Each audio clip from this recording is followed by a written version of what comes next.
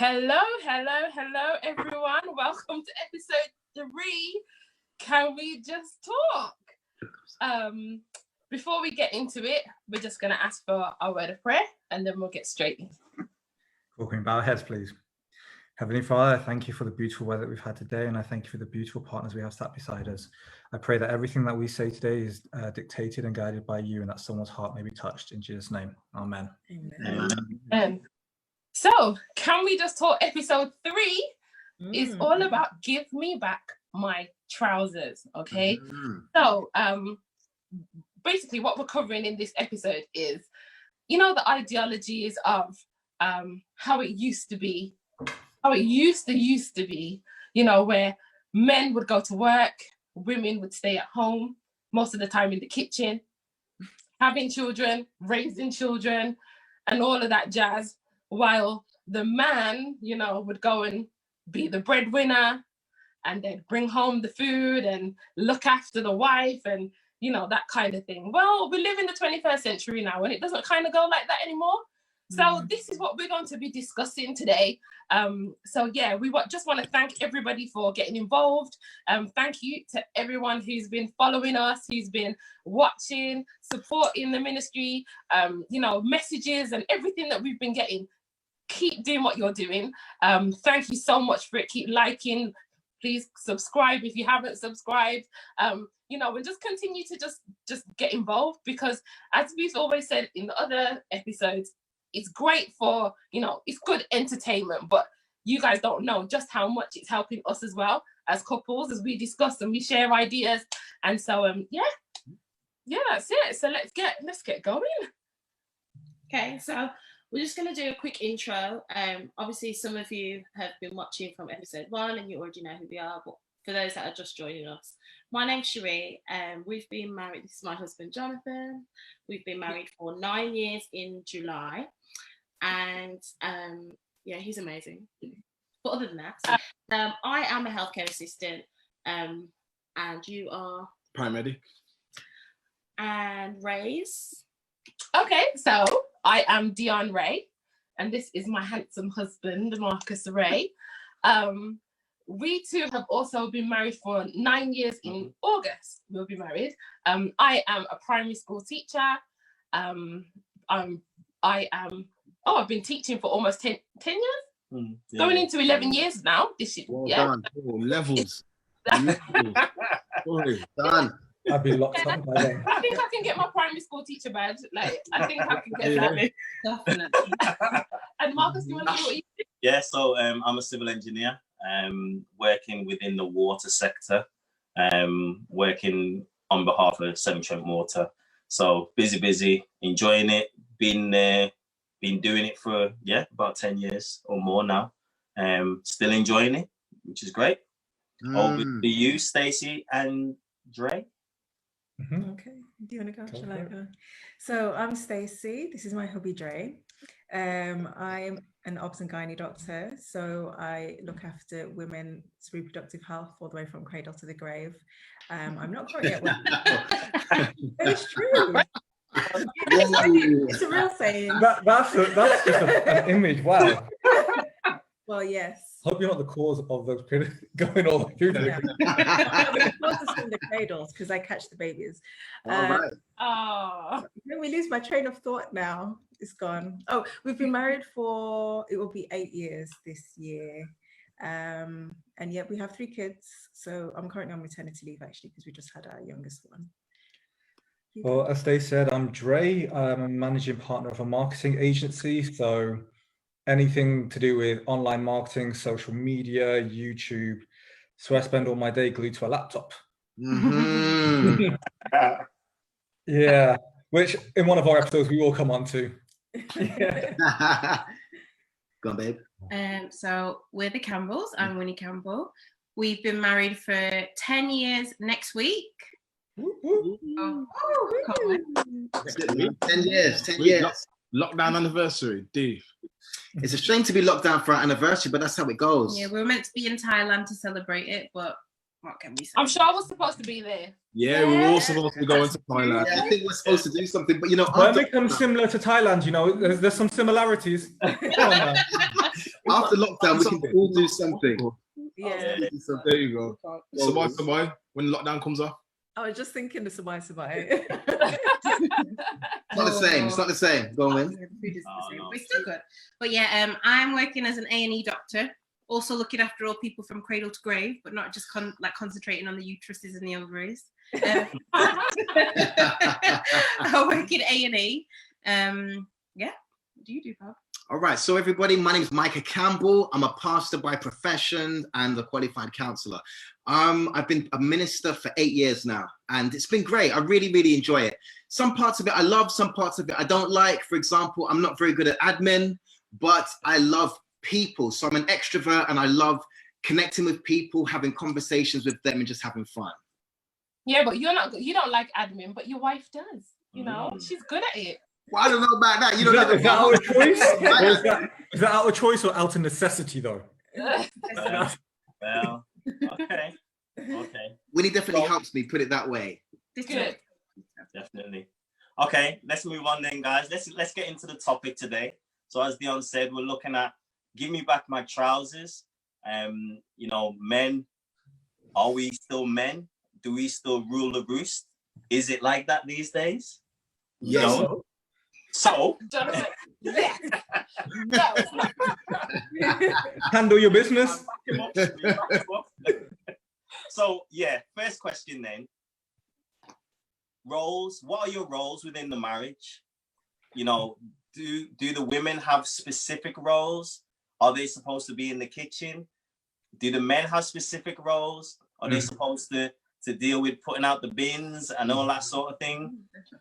You know, we have a saying that Dion doesn't actually stick with, is that the outside of the house is the man's domain and the inside of the house is the women's domain. Okay.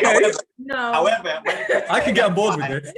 However, when it comes to DIY, it always seems to be the man's domain all of a sudden. That's how it always is, man. That's how it always is. Listen, what we do is we say what we would like inside. We make the decisions, and then you guys make it happen. That's what I mean. So, like, say for example, I don't want you putting I know you wouldn't do that anyway, but like picking up no rubbishy thing to mash up my decor in the living room or something like that. But they're saying that if you've got some piece of wood that you want to knock together and say this is going outside, by all means. Straight caveman style. Knock a piece of Knock wood. the wood together.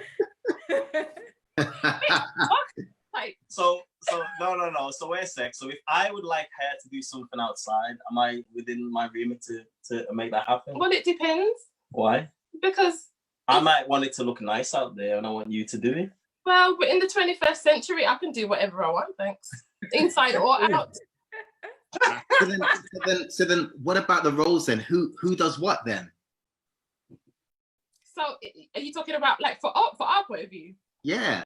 Okay, well, I think it has to come down to practicality. Mm-hmm. So both of us are working. We work full time, both of us do. And so I think it's only fair that whoever comes home first prepares the food, right? Obviously it's different in quarantine time, but if that's what it is or what it is. Now I'm blessed to have a guy who can cook, so that's not a problem for me. So if he's gonna come home first, great.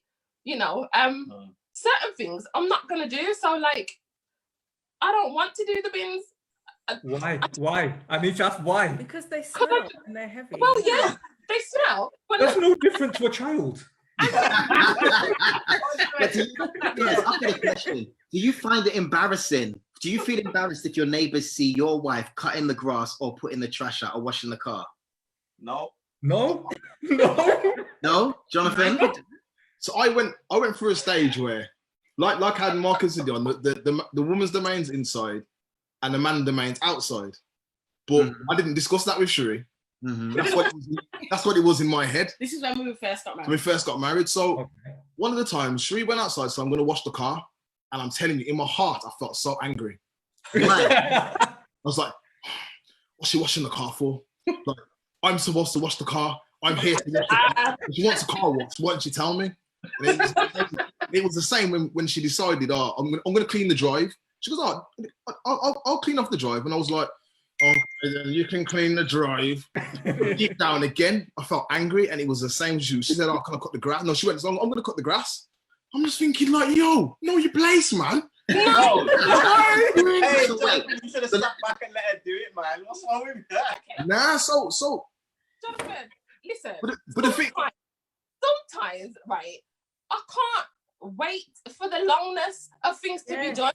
So thank you, Stacey. I'm glad you agree. So, for example, the kids wanted to go outside to play in the garden. And Harvey and Mark are saying, boy, the garden's the grass needs cutting, you know, this, and he's got so much to do. Now, from that point of view, either I sit down and I listen to the kids moaning, saying they can't go outside because it's like a forest, or I can take myself, ask him where the things are, and go and do it. So that's what I do. Let me ask you a question. Does it matter? So for you, is it about division of labor, or is it about getting the job done? Good question. What's your answer then, Andre? Now, the only reason why I'm saying that is because I'm kind of seeing both sides of the situation. And then my argument has always been like, Stacey will do certain, she'll ask me to do certain things. And I need a brief. What is it you want? What are you expecting? A brief, you know. 100%. So it's like, oh, Drake, could you do this? And the thing is, in her mind, she's got a time frame. So I'm like, yeah, of course I can do this. Of course I can do it. Yeah, immediately. That's why I'm asking. That's the thing. So that's why I want to know, what is it? Is it division of labor? Would you like me to do something, or is it you just want that job doing now?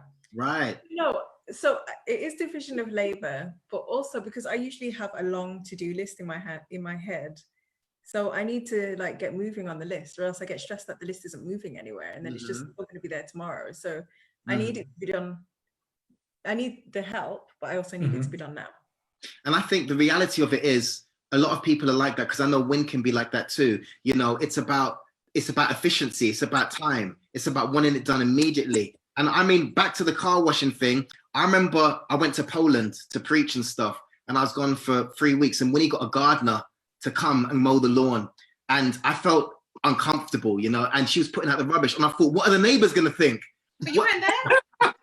and then more recently, Winnie started washing the cars, you know, and she finds it therapeutic. And my neighbors started making comments. Micah, how comes you're not washing the cars? How comes how comes Winnie's washing the cars and mowing the lawn? What are you doing? And Winnie was like, I find it therapeutic. Do you remember when you did it when you're pregnant? Yeah. Nosy neighbors. I was like, what, 36 weeks pregnant, pushing the lawnmower. I was like, no, man. No. If you're pregnant, I get that. If you're pregnant, but the thing is, she wanted to do it, and that's the point. It was, although division of labor is normally, we haven't ever spoken about this, but normally it's my role to put the trash out. It's my role to wash the cars. It's my role to mow the lawn. But Winnie actually wanted to do these things, and I was happy for her to do it in that instance. But it still made you feel uncomfortable. Of course, it made me feel uncomfortable, but I'm kind of growing in my maturity level. Actually, put a vote out there then, because democracy and all. Like, can we put a vote out there? So, guys, are you really bothered by us actually doing these things, even though it might be your responsibility? Are you fussed when we do it? Can we just see a raised hand? And look, Dre's already putting his head down. Like, can we see? How are you gonna call me out? See a show of hands. Is this a problem that we are actually getting on with it? No. The thing is, right? Not anymore. No. I don't mind. I'll let him crack off. However, the difference is you will do it, but in the back of your mind and with the sly comments is, oh, you're supposed to be doing this. Oh, why are you doing that? I see you take so long. I'll just do it myself then. And that's the thing. Like I feel that's going through their mind, because I'll say to Stacey, like, listen, you've had a hard day, right? The kids have turned our kitchen into a bomb site. Don't you stress about it. I will sort it out. Now, as you can all tell, that's an open-ended comment. I will sort it. Yeah. So next thing I know is I'm hearing pots banging, like dishwasher being stacked. I'm like, what are you doing? And then in my mind, I'm thinking she's throwing it around, washing up and everything. Guys, this good for nothing lazy husband of mine. And I'm like, I told you I did, but in her mind, she's like, cool, that means it's getting done now. Yeah, in my time, in it, Andre. We'll get it done, but just in the my meantime, time. life is a mess. And I can't run with that. In the meantime, you sitting playing Xbox while the kitchen needs Oh, don't get personal. No, Xbox and look at me. But, hey, I don't even have an Xbox. When you wake up in the morning, are the dishes done? I can't even talk. Yes. I just, No, but the I just work can't even talk right now. Like, It goes back. because it was It probably goes back to so the late point that you he's made. done half of it and Go thought, on. I'll come back and do the other half in the morning. But I got up first. Jonathan's getting called out, man. Wow. yeah. But then look at it Jonathan like should this. go to bed from now. Look at it like this. Dre, you made a really good point that I think I need to really home in on. And that's about wanting there to be, wanting Stacey to spell it out to you specifically what you want her, what you want to do. And men and women are naturally very different. So we like, well, I know I can speak for myself. I like Winnie to spell it out for me, to give me a stringent list on what her expectations are. You want bam, bam, bam, bam, bam. And when do you want these things to be done? Because if you don't make it clear to me, I'm not automatically going to know. I mean, I might have a degree in theology, but I don't have a degree in reading a mind. Bro, you've hit the nail on the head right there, because like there'll be something on the side, right? And it'll be there the next morning. I'm going, Stace, why is that still on the side? She goes, because that was for you to eat. I'm going, hold tight. So I walk into a room and I now must somehow understand that you left that there for me. Stace, did you tell me? No. But to me, it makes sense. If everyone else in the house is eating, why is there still food on the side? You see, I was just about to say the same thing. That's ridiculous. Andre. No. But this is the thing. I've had to call her out multiple times. The thing is, what will happen over time is, and I don't want to take this the wrong way, right? But it's almost like training us or training people. So I start to learn now exactly the way Stacey wants things done, the way it needs to be done, the sorts of time frames. I'll push it and go, okay, so she managed to last 5 minutes before she, went and did it herself. Let's see if she can do 6 today. And so what happens is, No, man. no, but what happens is I learn the way that she wants it done and when it needs to be done. So the moment I hear something like she knows it, so I'll text her. Like if I hear a pot being picked, don't touch it, I'm coming. And I'll come downstairs and I'll drop what I'm doing because I know that there's something that's causing pressure why she needs it done in that time. And I think it's a case of if we continually need to be told very descriptively, time and time again, that's just useless. Like we are being useless. Like you need to learn, and that's where it comes as part of a partnership. And so there's times when it becomes, she doesn't need to brief me now. I just see it, and I know she's going to get to that stage. So let me just nip that one in the bud and preempt it. And I learned as well to be more patient. Like a lot of the times, say like on a Sunday morning, Dre will say, "Oh, what do you want to get done today?" And I'll have my list, and he'll be like, "Well, that doesn't need doing. That doesn't need doing today, really, does it? That doesn't need doing." And then my list just shrinks, and then it's a less stressful day for both of us. Okay. So let's go a little bit deeper then. So Winnie, what is your expectation of your husband? Whether it's emotionally, physically, what is your expectation of Micah? Use your words carefully. We live in the same house. You'd end up outside tonight, Michael. Cool. You know what? I was actually doing a Bible study this morning on couples, and I realized that my expectation changes from day to day, but I think the basis of it is I just need to feel secure. I just need to feel like Micah understands and cares about what I want each and every single day, even if that thing might change. And I think, to be honest, Micah does that. But sometimes I do have to spell it out, but I don't think it's because Micah lacks something. It's because of what he was talking about. The more and more I'm married to him, the more I realize that there is a very big gender difference in the way we process things and see things. So yeah, I am going to have to spell it out to Micah sometimes, a lot of the time, because that is the person that he is. And when he doesn't do things that I ask him to do, he's not doing it out of malice or from a place where he doesn't want to help me. He's doing it. He needs me to be that person to direct him. And like, I like what Dre said about, we have to kind of learn what our wife needs so that they don't have to say things out for them.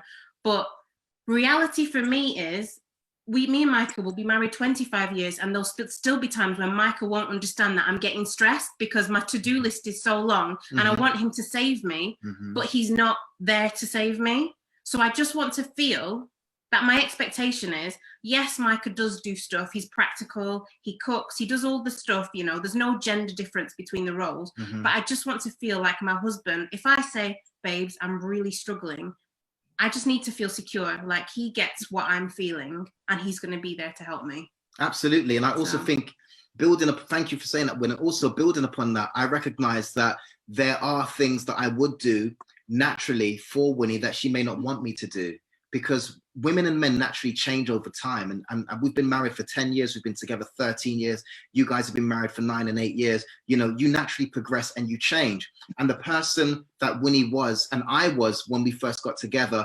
we're not the same people. I guess there are strong similarities, but we've also changed and matured. So some of the desires that I have and the wants and needs that I believe are necessary have changed. They're not the same as when I met Winnie when I was 20 or whatever. 21. You know, I'm 35 now. You know, having 3 children changes everything. Moving house, moving from London to Birmingham changes things. Winnie's career and my career change things. So I kind of feel like there's definitely been a lot of adapting that's needed to take place over the years. And as we progress further on in life, by God's grace, there still will be more adaptations that change. And so for me, communication is the key. I mean, the number one breakdown of marriages is not sexual adulteries or anything like that. The number one breakdowns of marriages are irreconcilable differences. And these are normally breakdowns in communications or breakdowns in conflict resolution. So if we can nail this and get this right, team, we'll be married until the Lord bursts through the skies. So as much as the communication, I know that for me, within that communication time, that to be a bit of humility. So like I was saying about when Cherie was doing things outside and stuff, it wasn't so much that I wasn't doing it. It was more of a case of it needs to be done, so let me do it. I thought I was just being helpful. And to be honest, later on, I realised, hold on a second, it is helpful, because now while she's doing the drive, I can cut the grass, or while she's cutting the grass, I can do the drive. And then it got to a point when I realised, when we were doing our first vegetable patch at Stud Lane, and like Cherie helped me plant and then helped me watering, and it was nice because we were able to see that growth together, and it was something that we enjoyed. And so so I see it, not so much the communication, but just a humbling time for me, not realizing that you know, yes, I can probably do it all, but with Cherie's help, progression was much quicker. I'd say it's more recognizing that it's a partnership as well. It's not, you know, you do this, I do this. Because one of the biggest, I know we've all spoken about it before, but one of the biggest things that I had to deal with is, I grew up, you know, my mum was always in the kitchen. She was always cooking, baking. It was just like we loved through food, and it was kind of like dad always had his food first, and that's just what I knew. But I naturally brought that into our relationship, and I was just like cooking all the time, and I was like, right, I need to get home, what am I going to cook? And I was like planning it all out before I left work. Sometimes I'd leave work late because I was like, I'm looking for different ideas. I'd stop off at Tesco, get all my stuff, and I'm like, right. And like, I always wanted to do that for him, and it came to a point where he was like, what's up with all this food, hard food, cook food, like some days egg and beans. Yes.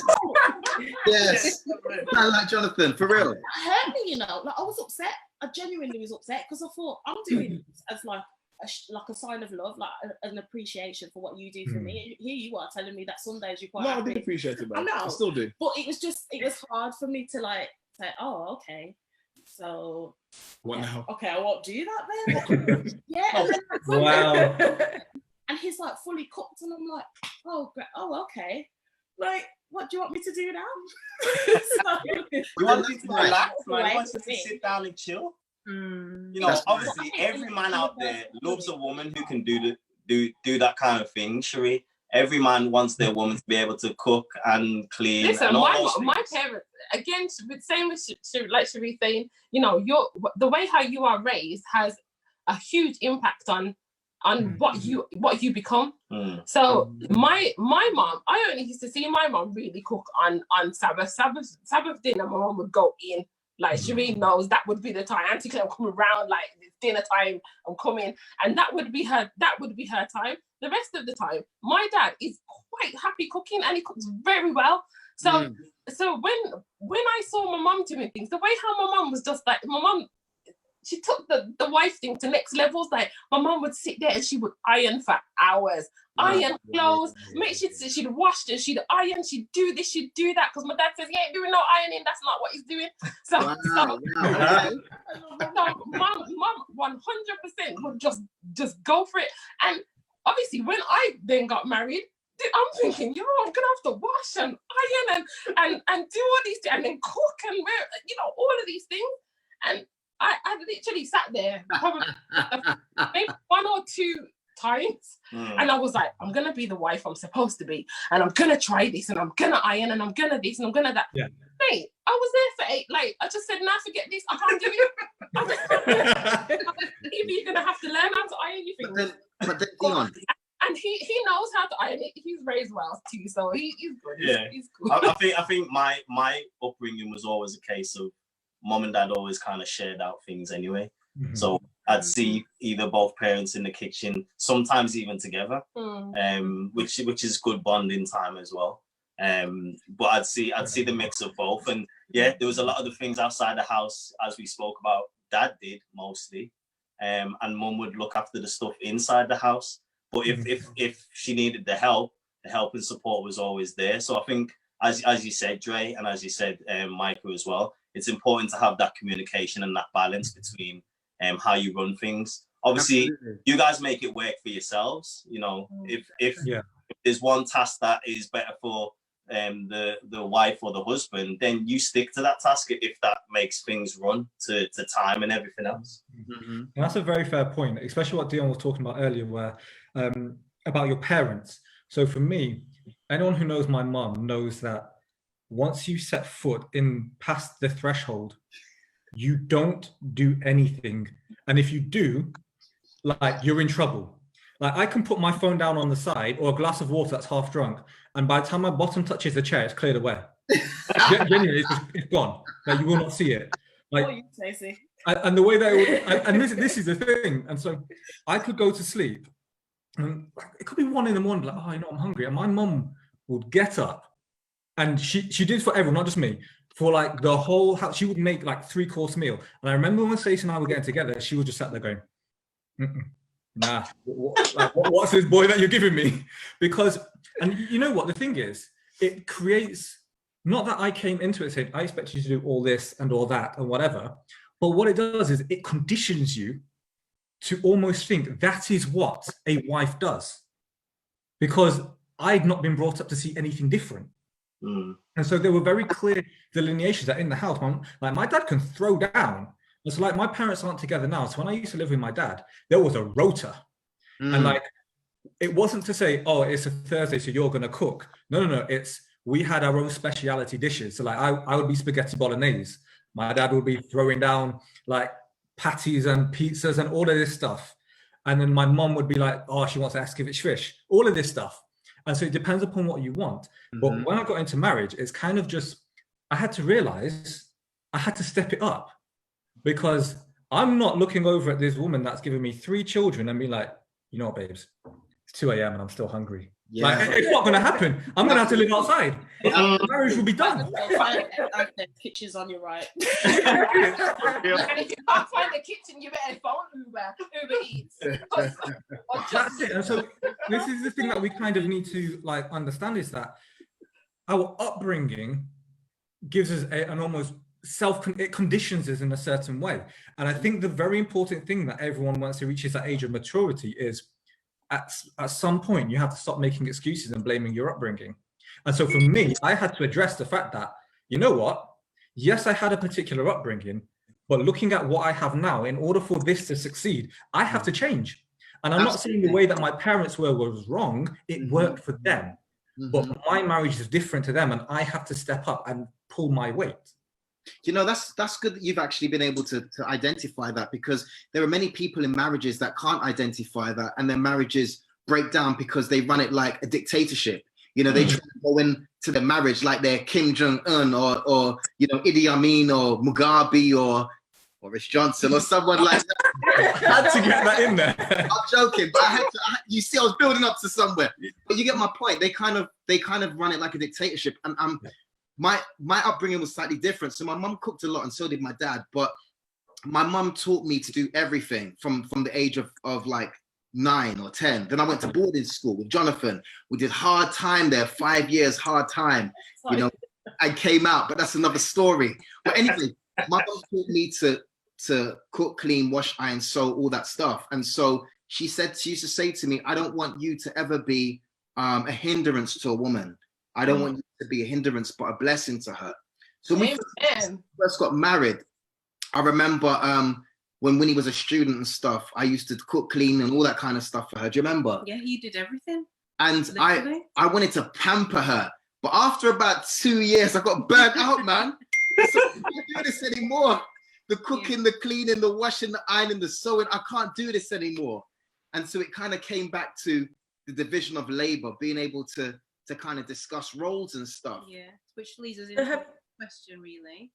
So I was going to ask, have you guys ever formally discussed it and said, right, you're going to do this, I'm going to do this, or have you just naturally kind of gravitated to what suits your strengths?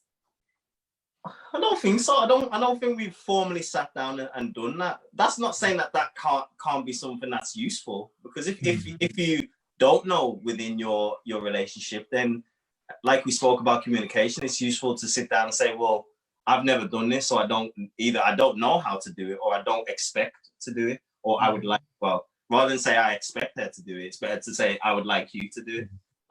But I don't think we've ever formally sat down and done it. As Micah said, same. You were just brought up to be able to do those things so that you can look after the other person, and luckily the other person can do the same as well. So sorry again, Winnie, we want to move on to your question as well.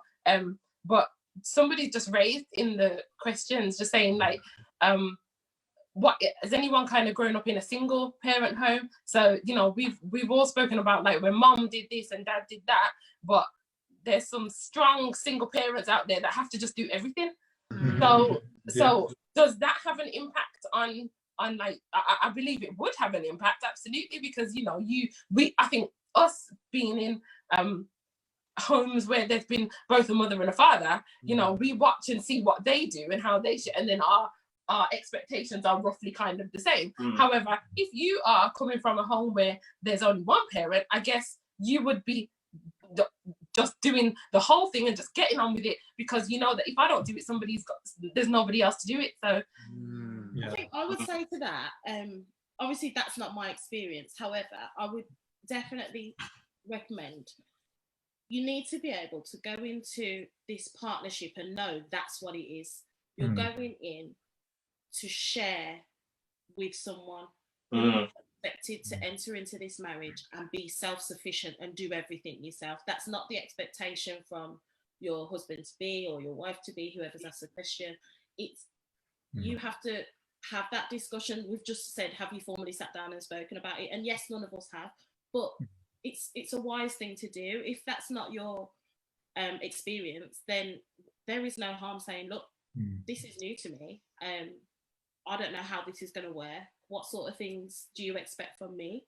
And equally telling that person the type of things that you expect from them as well. I feel like that's, if you're able to have that open, honest, frank conversation from the beginning, you'll save yourself a whole load of headache. I think you've got to actually, as you say, Cherie, acknowledge that you don't know. And the thing is, if you have had both your parents growing up and you're with someone who hasn't, you approach them, you can start the conversation, because like my parents, they split up when I think I was about 11. And so I lived with my mom, and my older sister, who's actually watching, so I'll be nice about her. My older sister lived with my dad. And what happened is, in the absence of a female role within that household, my older sister, who was probably about 30 at the time, had to grow up really, really fast. So all of a sudden, my older sister is super mature. She's having to make all these other decisions. She just gets on and does things when I'm still running around like a clueless child. And so what that happens is it engineers or creates a woman who goes into marriage being incredibly independent, knowing that she can completely run a household. And you know what? I don't say it's negative. Like, I admire her. Like, she is an example. And I'm not saying that because she is watching, because she'll just cuss me later. But the thing is, it does change you, because you only have that one thing to look after. And so in that household, she only had my dad's influence. So that motherly influence wasn't there. And I'd have to talk to her specifically as to how it impacted. But I know from my perspective, having my mum wasn't a disciplinarian.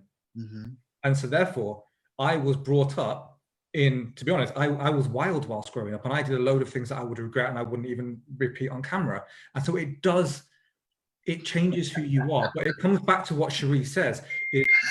I can't bring whatever I went through in my upbringing into marriage and not discuss it. I think that's the key thing, back to what Cherie said, is you have to have that conversation on the start, so that communication, you know what footing you're on. So you're going to need that support. So based on what you've just said, everybody's just said, leading on from the single mums, single parent families, it's my computer, I'm sorry, I don't even know how to turn off the notifications, but leading on from the single parent families and the communication, I think on one side, you could have in a marriage of where the father is the dictator, or you have one parent who says, these are the roles that you should have, or these should be. But on the converse side, sometimes, and I don't know, I feel like it's maybe a feminine thing or a female thing.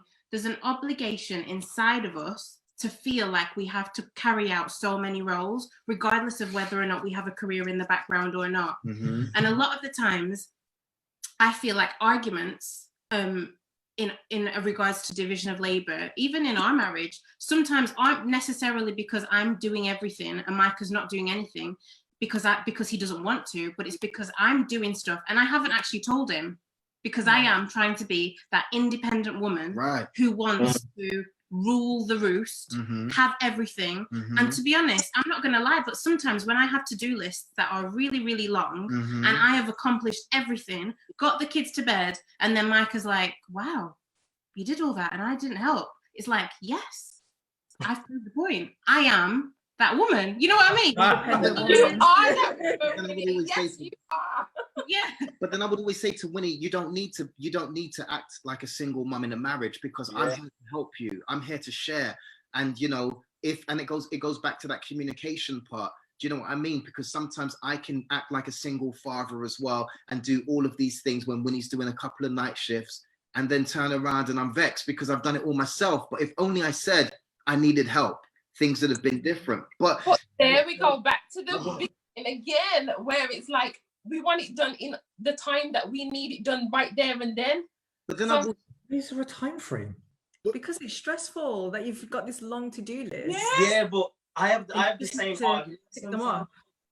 Yeah, carry on. It's probably because you guys don't have a to-do list in your heads. So you get up and you're like, I'm going to chill today. Whereas you're talking to a project manager. You're talking to a project manager, right? So then you're like, oh, listen, I have a to-do list, but it's just not as urgent as maybe other people's it's are. obtainable. Gym. So I have to-do lists in my head. I also have to-do lists on my phone. But I see mine as obtainable. And if I don't get to do 2 or 3 of those things within the day, rather than stressing myself out trying to complete it, I'll say, all right, tomorrow's another day. Yeah. What I'll do is I will say, okay, I'll go to bed early tonight so I can wake up a little bit earlier so I can complete that task. But there's no possible way for you can't do everything you want to do every day. It will naturally burn you out. That's true. But then I also want to give a shout out to single mums out there, because I really do admire what they do, because I couldn't do this by myself. You know, like that list you said, Jonathan, about the to-do list and it's spilling over till tomorrow. I think if I was doing this by myself with the 3 kids, that to-do list would spill out to tomorrow and the day after and next week and the week after, and I'd be drowning. So I salute every single mum out there. And I applaud you for the hard and single dad. And single dad. Don't you think it's natural for women, all our women are quite similar in the sense of they all want to complete these tasks and do these tasks, and they want to do everything and finish the end of the day knowing that they've done it. I'm all right now? Is it? Yeah, you're right now. True that I'm not one of them. Right now, listen. Now, but isn't that like a natural thing? Like, so the Bible talks about a virtuous woman, and it reels off all of this massive list. When you talk about a man, it says the man's the head of the home, and God is the head of the man, and then that's it. You run with that. But then with a woman, you've got like this massive list of all these things that a virtuous woman is. So biblically, that's the first thing. Secondly, look at the animal kingdom. It's the women that sorts out the home and prepares everything. All the man does is beat. The lioness goes hunting. Come on, exactly. So the lioness gets the food. She sorts out the yard, sorts out the kids, and the man's just there to do his little thing, and then to protect. That's Andre. I mute Andre. So is it that it's just a natural thing where we need to kind of like just get in there and help as much as we can, or is it something that needs to change? I think that's what I was saying. I think is some of it biological, and not to like group all women together, but maybe for a lot of us, we do have the instincts that we need to run the house and cook, and we're the ones who might do the bulk of the childcare or whatever, and that's just kind of innate for us. Mm-hmm. And then that's exactly what I'm saying. That's exactly. I think that's what it is. I think so. And then you add in the complication. Well, you say it's a complication, but it's also a privilege that now as women, we get to have careers. So not only are we running the home, we're also working a life outside of the home. So like, out to you ladies, how do you do it? Like, does that have an impact on your roles? How working a job and still running the home? Do you feel like your career has to go on the back burner when it comes to when you get home? How do you view things? Listen, teaching is a vocation. Okay, so you can't switch off from teaching as much as you want to. You can't switch off from it. And so, I may come home at the end of the, you see the children home, or they go home, and then, you'll do your little bits ready for the next day. And then you're at home and you're thinking, right, what am I going to do with them tomorrow? What am I going to do with them? What's happening? Why did that child didn't get this? So how am I going to make it work for them? And, you are constantly thinking. So for me personally, I found it very difficult. And this is, I think, where the stress comes in and the anxiety kicks in and everything, because I know that I've got to do all of this stuff for school or for the kids that work. I know I've got to do all of the stuff that I've got to do for my own kids. Which who I feel kind of like I feel bad on them because I think I'm neglecting my own children. And I know that I've got to be a wife and the person who cooks and all the pressure that I put on myself, even though he's not putting it on me, but all of the things that I am telling myself I've got to do in order to be this virtuous woman, this amazing wife, this great mother, this fantastic employee, and you're still trying to work your way up the career ladder. So you're always pushing for greater and everything. It gets a lot, man. Like it gets a lot. It goes back to what Jonathan said, though. It's kind of, again, it's not us putting the pressure on you guys and putting the pressure. It's like, look, Rome wasn't built in a day. So you just sometimes and I don't know if the rest of the guys are the same. I'm just like, you know what? Whatever.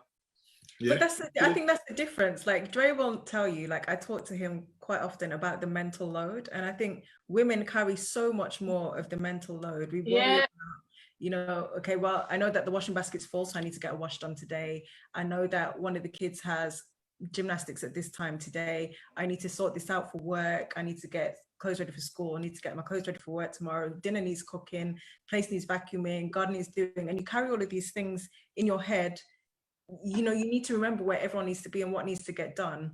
And I feel like it's not the same for a lot of guys. You don't have that same stress. But then I think there's that women are blessed. I mean, if you are women who aren't married, for example, like us, are blessed because we have a helpmate, and God gave us this helpmate to carry that load and to help us with that mental load. I mean, it's like, if we go back to some of the stuff Jonathan was saying previously, some of the factors in terms of division of labor are literally cultural. They come to the cultural setting that you've grown up in and how you've been raised by your family. For some people, a woman's role is to cook and is to clean and is to wash and is to iron. And the man needs to make sure he's bringing home the money.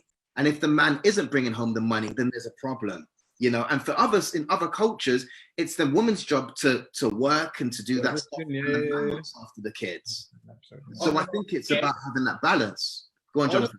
Sorry, I try and see when Cherie's stressed. So Cherie will wake up and I can see straight away she's got loads of things to do because it's just like constant. I'll be like, what is it you got to do? So like what Stacey was saying about Dre. So I'll look at this list.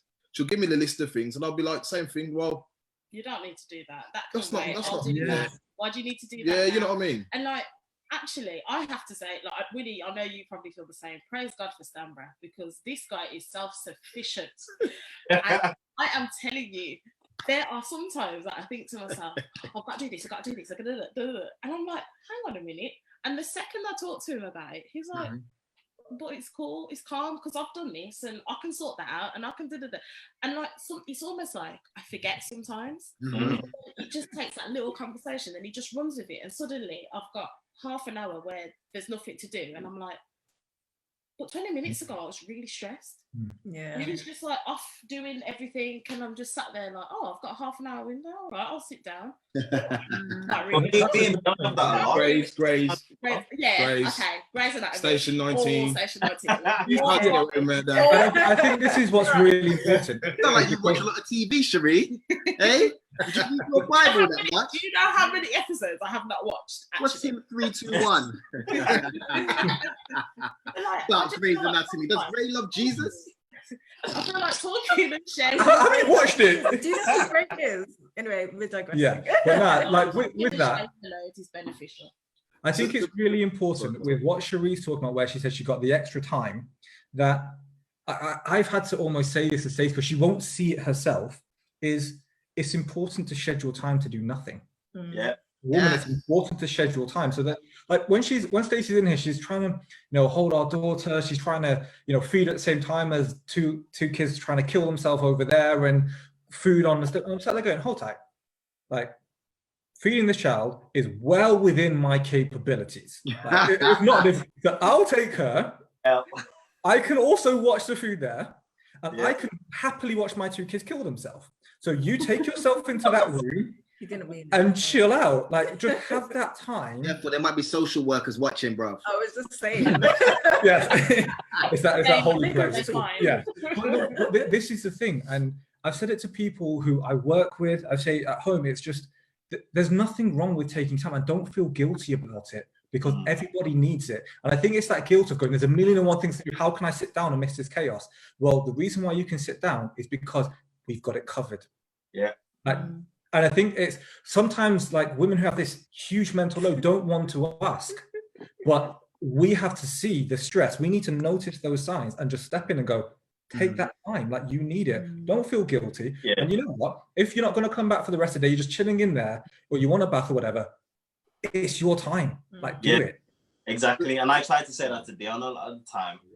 I'm like, sometimes I pace myself doing the task.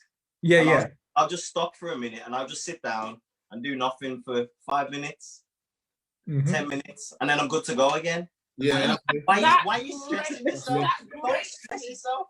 I understand what you're saying. No, I'm saying I've had to learn though to let you have that and to know that it will get done. Listen, you still get the task done. Okay. That's That's what I've had to learn. It's time wasting. No. It's necessary for your mental. Exactly. Necessary. So guys, preach, Pastor. So within any company, obviously, everyone works as a team, but there's always Here we go. There's always a manager. There's always someone. Everyone always says, we're working as a team, but there's someone that James is definitely the manager, and James is definitely running things. So is that the same in your home? Is there a manager? There has to be a natural leader. I learned. Mine.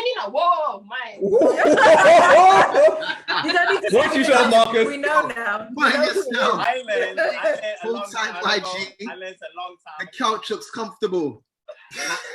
Listen, guys. Happy wife, happy life. Oh, that's all right. Done no. I'm too stubborn for that to work. I've got a name for well, not a name. What do you call it? The job title? What's that? the CEO. Okay. Every All time, right, see? Yeah, 100%. She is the CEO. Your wife is the head then of your home, Jonathan. Jesus is the head of my home, which makes me the priest of my home. Well, The CEO. the boss, son. Drop the boss. And the thing is, I think we've got to understand what it means for a man to be the head of the home. And if we look at the Bible, there's a passage that comes from Ephesians 5, verse 20, and it talks about this. Let me read it to you. Giving thanks always for all things to God, the Father, in the name of our Lord Jesus. Now, this is where it gets interesting. Verse 21, submitting to one another in the fear of God. Then people often quote verse 22, wives, submit to your own husbands as to the Lord. For the husband is the head of the wife, also as Christ is the head of the church, and he is savior of the body. What does that mean, guys? Let's throw that one out there. So can I add a nice text to that? So I was reading Virtuous Woman, Proverbs 31, and there's a text in there saying the husband wakes up and praises his wife. Yes. Now, when I look at that, the concept of praising, naturally, you go into like a sense of humility, realizing that she's done something for you that you possibly couldn't have done yourself. Mm-hmm. So it's that whole level of humility. And within that humility, you find that if you're humbling yourself to your wife and your wife's doing these virtuous woman things, which is showing her humility, naturally, you become a leader, showing you're leading your home through that humility, the same way Christ led in whole humility and in service, because Christ is about service, as we know. And I just think that's where the leadership comes in, being by showing that humility within your home. And I agree with you. All right, mate. All right. So sometimes I have to get a little bit serious. You get me? Like, I agree with you, because some people get it twisted and think that the husband should be the head, and that means the husband should rule over his wife and children with an iron fist. And that's not what God ever wanted. He wants us to submit one to another in love.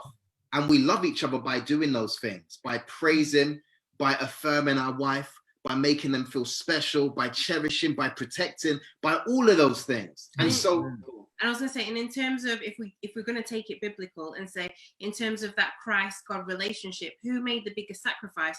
God died for the church. Yeah. So in that same way, like the husband is like the kind of the protector, the one who will sacrifice, make the biggest sacrifice for the family. And because we're, we are grateful for that sacrifice, in the same way, the wife will be the one who, submits. So respects the husband, looks after the children of the family. But that doesn't mean it's not talking about labor. It's talking about the kind of spiritual relationship of it all. And that means that I, as a man, also have to be willing to submit to my wife, because the text clearly says in verse 21, submitting one to another, for the fear of God. So if I love Winnie, then I have to submit to her. And that means that I put no one above her. I'm there to help her at any time she needs it. Listen, I also need to be willing to take a bullet for her. Do you know what I mean? If there's a situation on an emergency and she's in danger, I need to rescue her. Yeah, so real talk. Who wears the trousers then? Go on then. I get it, but like, who wears the trousers? Because I think it's Winnie, to be honest. But says you who calls your wife the CEO, bruv. I'm just saying. She manages in her dress. She manages in her dress. Let my wife explain. Who wears the trousers, Win? I would say it's a partnership. I'd say it's a partnership. One leg each. Where's the trousers, Win? This is a loaded bullet, babes. You're pointing at a gun, I mean. No, don't talk your mind. Winnie, who would tell me who? The trousers. I don't think I wear the trousers. So who wears the trousers then? Can you guys wait while I go get some popcorn? Just say it. Where's the popcorn? Submit, Winnie, submit. Who do you think wears the trousers? I am not submitting. He's still asking, Winnie, answer him, help him. Now look at it this way. This is the way I see it, because I find it really interesting when people ask that question. This is the way I see it. we are a partnership and we work as a team. So when it comes to decisions, we work as a team. When it comes to bank account and finances, everything's shared. I don't have my secret money and she doesn't know about, everything's shared. When it comes to going on holidays, everything's shared. When it comes to savings, everything's shared. If anything should happen to me, Winnie gets everything. But the whole idea, like seriously, the whole idea is everything is shared. So we are in a partnership. Now, I would say that I am the leader of the house because I believe it's my role to lead and protect my family. But when it comes to decisions, everything is shared. How about you, Jonathan, CEO, Sheree? I want to know who wears the trousers in the pickups, to be honest. Who wears the trousers? Oh, straight away. Straight away. Discuss everything. Stacey, man, you need to think about that a little bit longer. Okay. the thing is with this, right? Dre, you need to write a book, man. You need to write a book, big man. Handling business, bro. But I think the key thing here is back to what you were talking about earlier, Jonathan, is that concept of leadership. I think society has almost warped the expectation because all the negative connotations that surround the word submission, the most like, oh, no one's above me, no one's ahead of me, no one can tell me what to do. But the reality is, as you alluded to with Jesus, right? Leadership is service, and it's something that I've seen not just in say in a biblical sense. It's something I've seen at work as well. The people who me personally, and I'm not a qualified counselor, so I'm not offering advice, I can only talk about my experiences. The people I've seen who have been made the best leaders are the people who go through with their team, the people who are right there alongside it, the ones that are listening for advice, that are not saying it's my way or the highway. They're sharing those experiences with their team. There's a clear difference between a leader and a manager, because the managers are dictating and telling people what to do, and they're playing no part in it. That's not a partnership. That's you pull this chariot and I'll just sit back and relax and reap the rewards. And that's why for me, leadership is something which I can't take half-heartedly. It's something which I have to take seriously, because if I'm to lead this family, to lead this relationship, I have to be willing to serve. And that requires a huge dose of humility, which when I got married, I'll be honest, I wasn't prepared for. But it's something which I've had to learn over time, because if I want to nurture this woman, nurture this family, she doesn't need me to. She doesn't by any means need me to. But that's the role that I've taken on as being a leader. And that's important. And that's why I don't think, I think society's messed up what it means to be this whole leadership and submission, has ruined something that could potentially be beautiful. And I think it's important, like you say, Andre, that challenge to everyone out there, go and read what a leader is. Go and read what the attributes of a good leader is, because you look at those attributes. Yes, there's service, there's listening skills, all the different skills that are involved. That's what you need to be a leader, even in the family setting. About someone being trust me, Marcus, you're giving all that great talk, bro. But you ain't said trousers, big man. Who wears the trousers, bro? Dion. I got my trousers on. Oi. You know what, Jonathan, you posted a picture today saying, I wear the trousers, but my wife chooses the color. Yeah. And I think that's quite a good analogy. At least, I've had some input. I'm letting you wear the trousers, but I've had some input. Yeah, that's it. All of my trousers are bought by my wife, so it is what it is. One of the best ways. The same thing we said. It's about a partnership. Yeah. 100%. And I think, when you look back at what we talked about with the whole household and division of chores and jobs and all that sort of thing, if you're doing them out of animosity, it's always going to create problems between you. So one of the biggest words of advice we can throw out there is to just say, if you're constantly trying to outlove each other, as we said, as God loved the church, then you'll do anything for your partner. That's it. I've got to give a shout out for a comment I've just seen come through. Men wear the trousers, women tailor the look. Epic. I do like that. Yeah. Who said that, bro? Shout out to the person who said that. Tony Keynes. All right, Tony. Yeah, Tony. All right, Tony. Bars. Big bars. We talk a bit about like whether or not we've got different roles and responsibilities in the family, and talking a bit about who wears the trousers and who needs and stuff. And Winnie, also you mentioned about how it's possible now for women to have a career in the 21st century. Does anyone's career or job take precedence, or how do you guys both manage the career and the house together? Smiling. Let's go to you, Lawrence's. I think. Go on. Do you want to answer it? Yeah, I don't know. I try to be a free spirit just in life, and At the moment, now I do. Tell the truth to the people, man. All right, I've learned. So before, like earlier on, I was very career driven. I had a plan, and like before my children, I was here, there, and everywhere. Used to get sent to different places. I personally don't think that was conducive to a married lifestyle. And yeah, I don't know. We made it work then. We had a conversation where Jonathan decided he wanted to do a career change, and I was fully supportive of that. I was like, yeah, let's do this. Backed it 100%. Like there were times where, you know, he needed a bit of a nudge, a bit of a kick, and a bit of a headlock. But you know, I supported him the whole way through. Yeah, you know them times when you just said, you know what, sack it. Yeah. Sack this off. I'm going to do something else. There were times where I had to just stand and block him from walking back into the house and say, listen, turn around, get out the door, and keep it moving. Like there were definitely times, and I think trousers. And I've done that for him and supported him to where he wants to be. And then it was quite funny actually, because we always said, you know, once you've finished and you've joined the register and whatever, it would be my time to do my career change. And Jonathan said to me, like, quite subtly, but I think it was a loaded question. So I've finished now. So you're gonna do your midwifery. Trousers. Or oh, okay. And it's like he's done the same for me in being 100% supportive. My whole family's having like just helping me with like little bits of training. Helping both of us. Just everyone around us has just backed it and helped us to get to that next place that we want to be in. You know, sometimes it's difficult doing a random career change in the middle of, you know, two kids in a house, but we supported each other through it really, and it's just an ongoing journey that we continue to work through. And I think, to be honest, that's like the point of it, because even with us, I put my career on hold to have kids, but it wasn't because Micah pushed me to. It was a choice that we both made, discussed, agreed together. So I've gone, like, I went part-time, but all of those things were not because Micah forced me to. It's because I made the decision to, and that was something that we mutually agreed in marriage.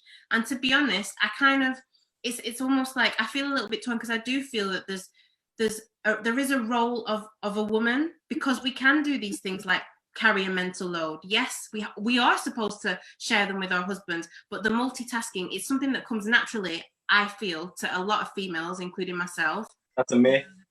But it's harder for men. We have to spell things out to them. But once you get over that, you know.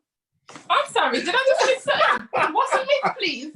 The whole I'm glad you pulled him up on that. What's a what? It is a myth. It's a myth, because Cherie's not the best at multitasking. No. But I am. But you know how to keep your diary. Like, for example, who knows what everything that's going on in the house? Like, Cherie has the calendar too. You don't think? Yeah, Cherie's the calendar to-do list person. Yeah. But I'm definitely the multitasker.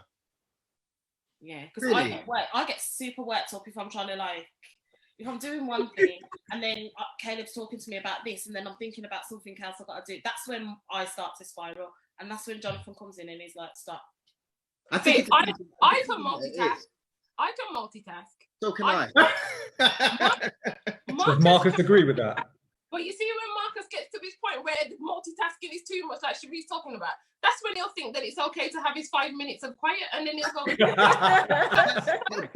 Marcus is gone. That is, bro, you're onto something, you know. Necessary. That's when You need that downtime. Like for me, I'm not gonna lie. Load management. Pardon, bro? Load management. Yes. This sounds like I mean, like for me, I have that downtime. My downtime is exercise, the gym, BJJ, whatever, and I need that for my mental. I feel like I'm going crazy if I don't have my downtime. So whereas I can't just work as a dog man and just do all of these tasks and not actually spend time developing myself, I'll be no good to anybody. Right. So thank you again for being so open and honest, everyone. We're now going to, I know we're running out of time. This always happens when the conversation gets juicy. This is what happens. And so we're just going to try and rush in, because, you know, as we do a viewer's question. So those of you that didn't see the love language episode, please go back and have a look at it. I believe it was episode 1 that we did. you can find it on our channel, on our YouTube channel. You can find it on Facebook. Go and have a look at it. But those of you who did see it, someone sent a question in. So we've decided to go with that one of those questions, okay? And the question is, what do you do if your love language is consistently not being met? Okay, so let me just give you a bit of a quick summary for those of you who missed it. We were talking about love languages, and we were saying that, you know, everybody has a different type. Sometimes you and your partner may have the same love language, and it may just be that it works, you just work hand in hand doing similar things.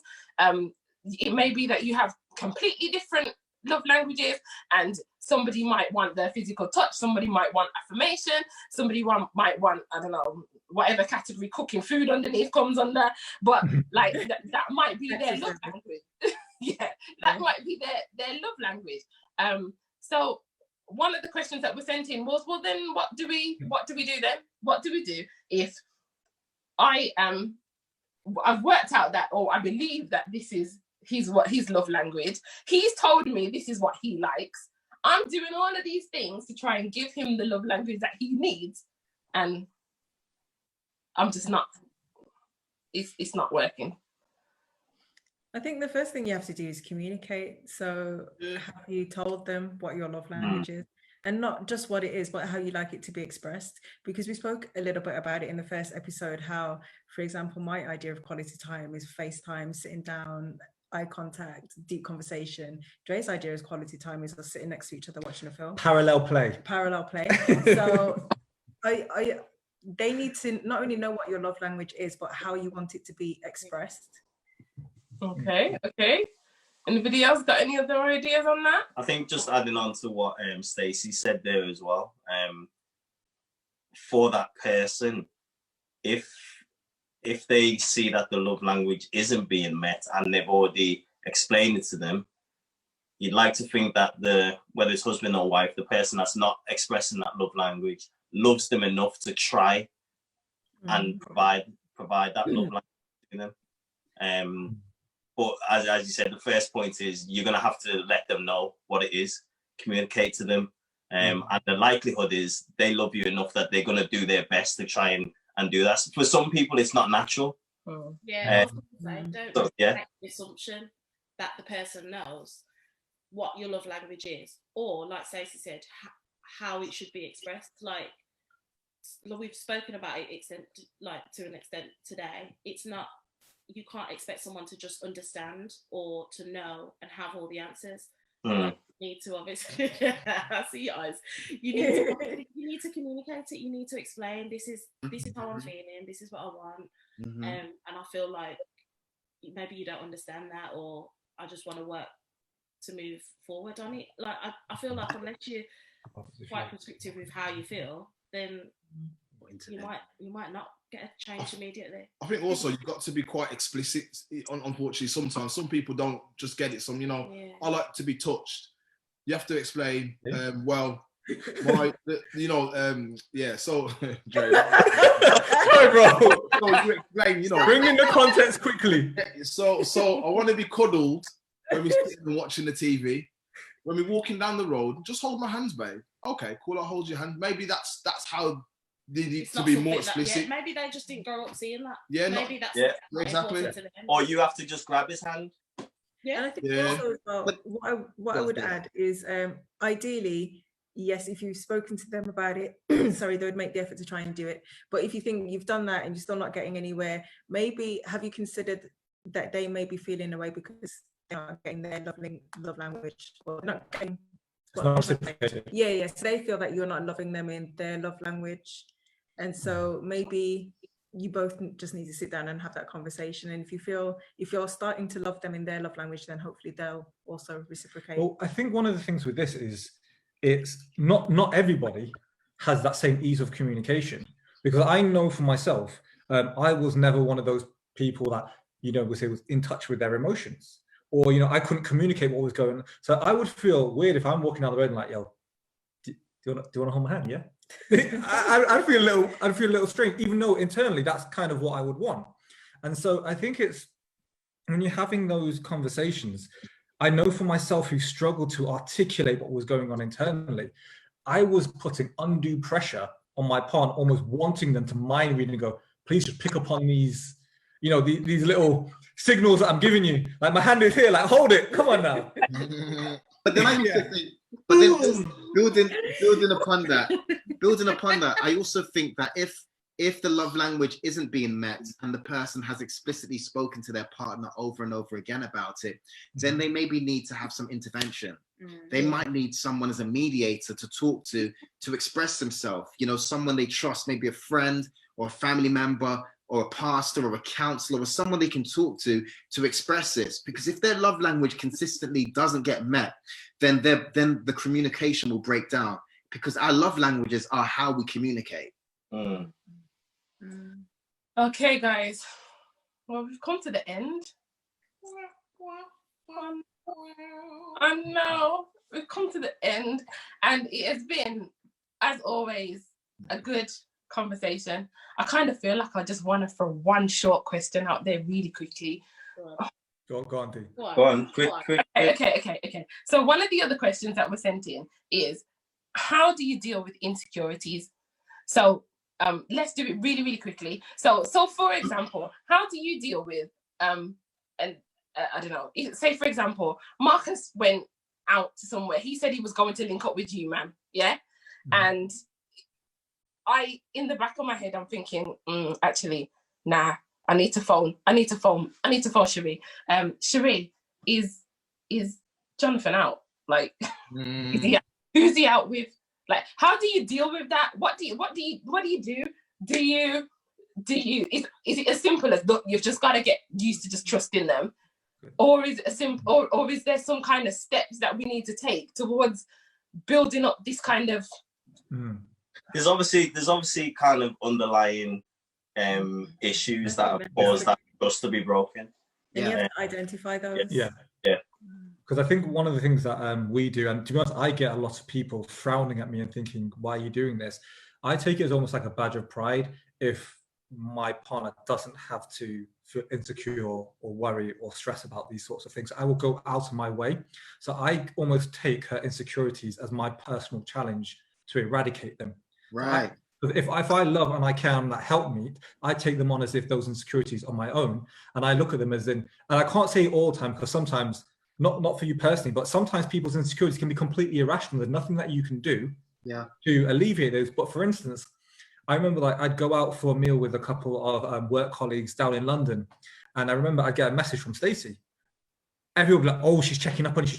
I'm like, she doesn't need to. She's got fine friends on my phone, so she knows where I am. And I can say to her, I'm going home. I will not be back at this time. Like, do you see what I'm saying? Like, but the thing is, I've got no issue, because if I were to say, I'm going away with Amanda for 3 days, she's got no issue with, unless there's stuff that needs doing. But from a being away perspective, she's got no issue.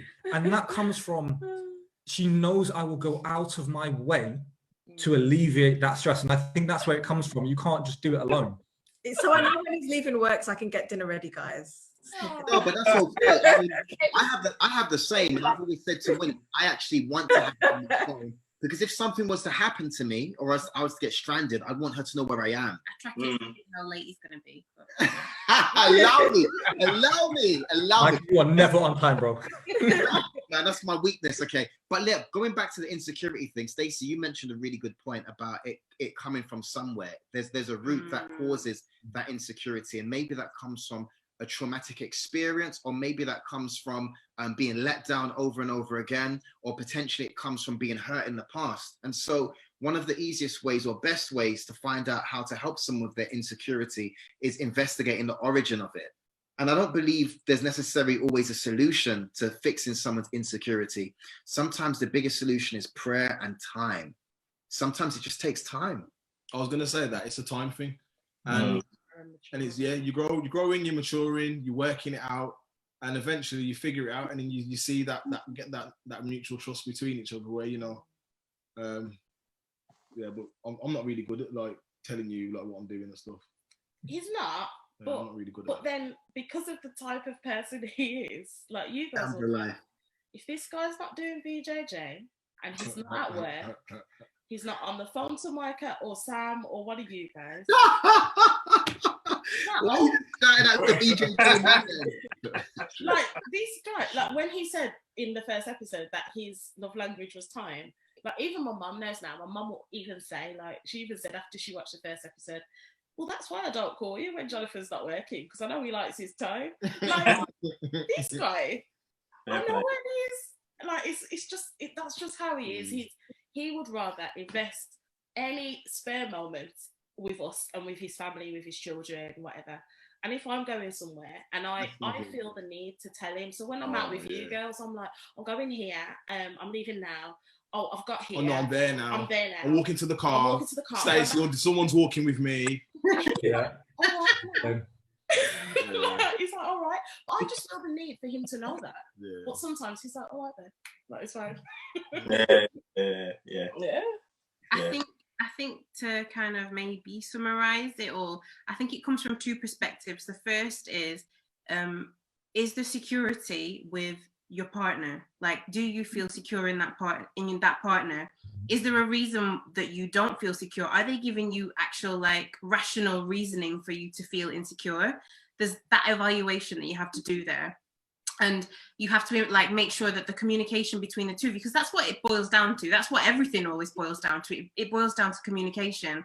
And then I think if the insecurity is irrational and your partner is somebody who's kind, caring, trying, communication is good, then maybe that is something that you genuinely should consider exploring with somebody external, because I know it is still a bit of a taboo subject, but counselling is something that I believe personally everybody needs at some point in their life, because when you understand yourself, the way you view things, the way you view every single reaction, every single argument to anything, you realize there's a root to it. So yeah, absolutely.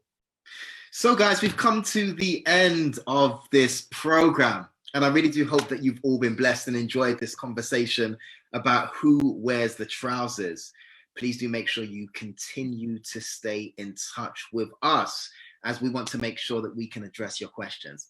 Let's pray as we close.